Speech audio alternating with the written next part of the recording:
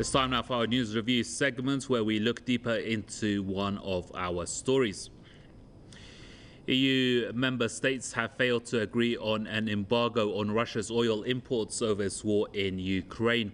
Senior EU diplomats were deadlocked weeks after the European Commission president proposed a complete ban on Russian oil imports by the end of the year. Sources say diplomats will still try to discuss a compromise plan ahead of the bloc summit on an exemption for pipeline deliveries to landlocked European countries. Hungary, Slovakia and the Czech Republic say an oil embargo would be a severe blow to their economies. Meanwhile, a senior EU diplomat said there was still too much detail to sort out before EU leaders summit in Brussels on Monday. In the meantime, the German economy minister expressed fears that the EU's unity was, quote, starting to crumble ahead of the summit.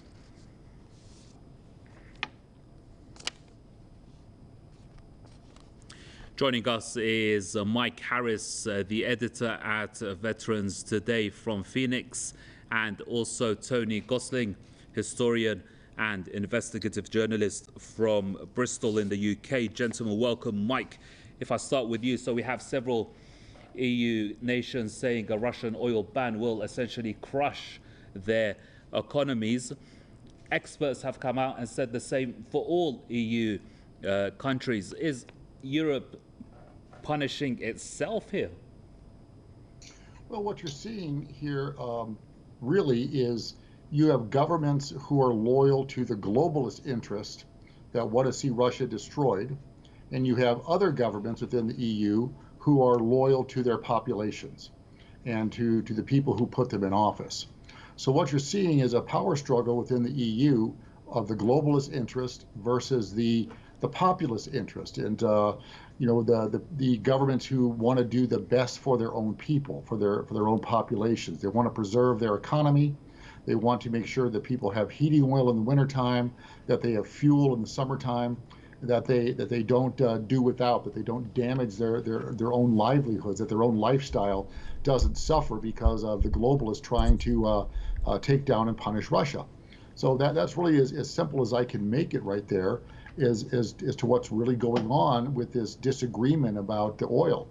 It's really backfired and it has hurt the West. It's raising fuel prices, no grain exports, no fertilizer exports. All of these things have been disastrous to the Western economies. Even here in the U.S., we feel it. We're paying outrageously high prices for gasoline and diesel fuel and all these products, and food is starting to get scarce.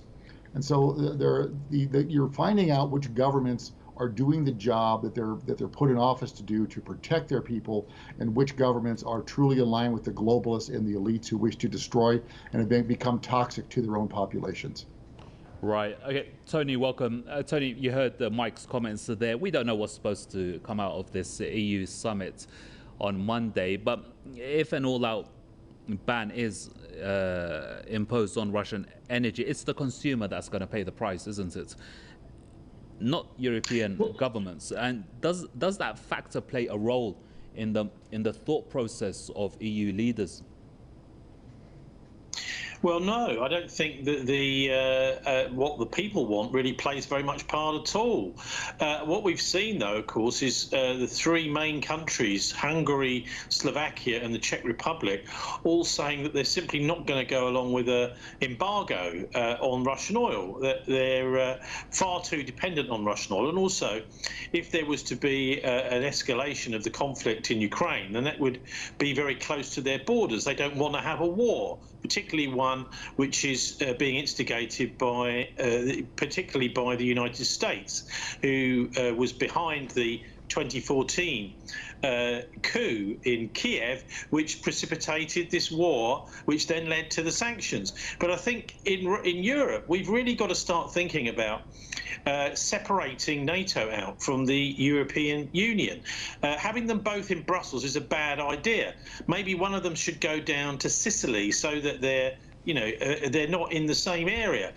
because the European Union's tactics in this, trying to impose this embargo on all these countries, creating this kind of illusion of a fantasy of a consensus which never existed at all, with Ursula von der Leyen, who was never elected, the so-called president of Europe, imposing this as a top-down policy on the whole continent of the hundreds of millions of people in Europe is actually a farce, and it's not democratic. It is simply a way of controlling policy for all of these countries, and I'm very glad that the British are not actually part of this, although of course our policy in Britain on Ukraine is not good, that we're not part of this farce that's going on right now in the EU, because we cannot have a political union which is simply following the policies actually of NATO in Brussels, just down the road from the European Parliament. So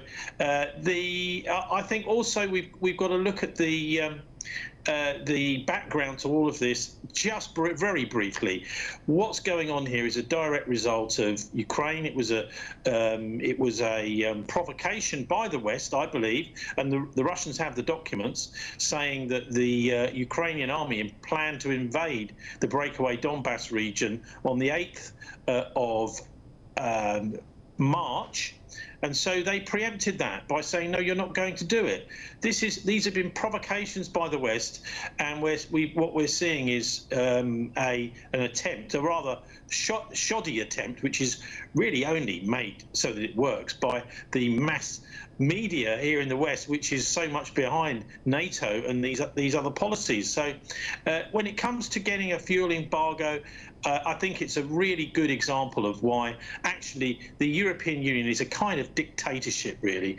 They're not these people are not putting together policies which are coming from the bottom up. It's all from the top down. And the person announcing the policy, Ursula von der Leyen, nobody ever elected her. She's been an appointee too. So right, okay. That's basically what's going on, I think.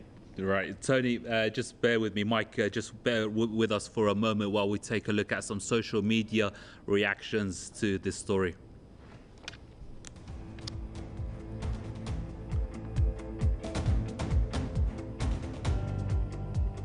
Our first comment is from Peter, who says, the US puppet project EU can't fall apart soon enough.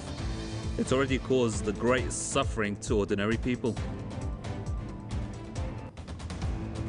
WTI Trading Group has posted, whether or not the oil market will like such a watered down embargo remains to be seen. Pundits will have to lower their voices of supply fears as Russia can find buyers in Asia to compensate for the market share lost in the EU. Macro says the EU knows very well they can't enforce an embargo as Russia will divert oil to other nations. Such oil embargo politics will only boost the oil price. Steve says brainless leaders of the EU with their senseless sanctions against Russia have successfully started the process of Europe's destruction. Many of the sanctions against Russia, especially the oil and gas embargo, truly hurts Europe, but not Russia. How long will Europeans tolerate this?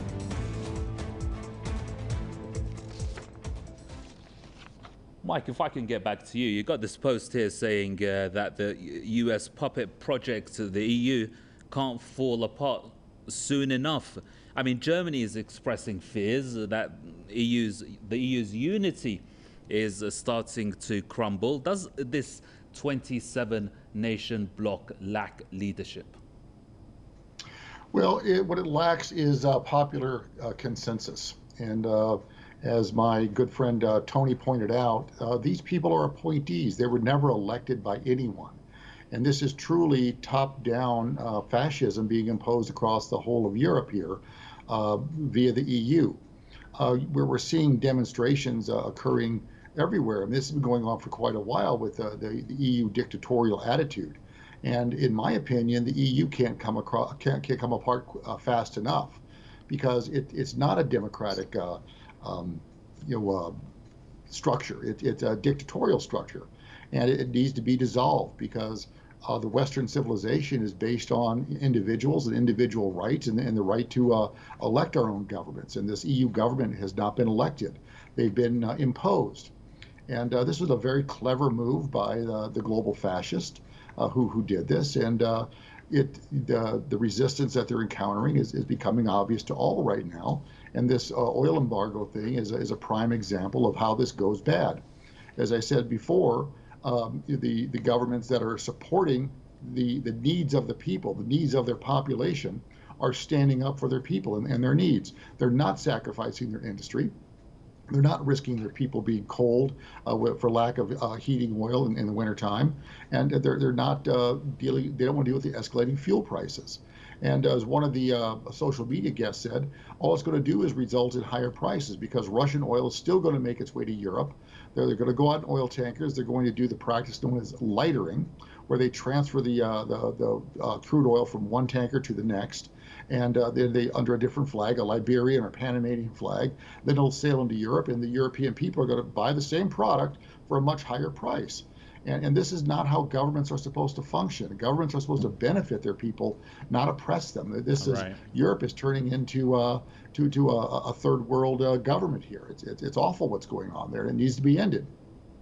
Right, let me get Tony's final thoughts on this. Tony, there's another post that says Russia can find alternative buyers in Asia to compensate for the market share lost in the European Union. I mean, and that's been a subject, of debate for a while now. Is this EU measure even a punitive measure against Russia? Well, no. And in fact, Ursula von der Leyen herself has been saying over the last few days I mean, I will paraphrase her, to save Europe from Vladimir Putin, we must continue to buy Russian oil, which is an almost ridiculous, humorous thing for her to say, because she's understood that the world oil price will go up and that will benefit Putin. And therefore, but of course, what she's doing, she's just making excuses for the fact that her embargo is a complete failure. And the way I think that the EU is operating here is it's coming up with its own policy that a few powerful people have drawn up on the back of a packet of cigarettes, and then they're imposing that and announcing it through the media to the world.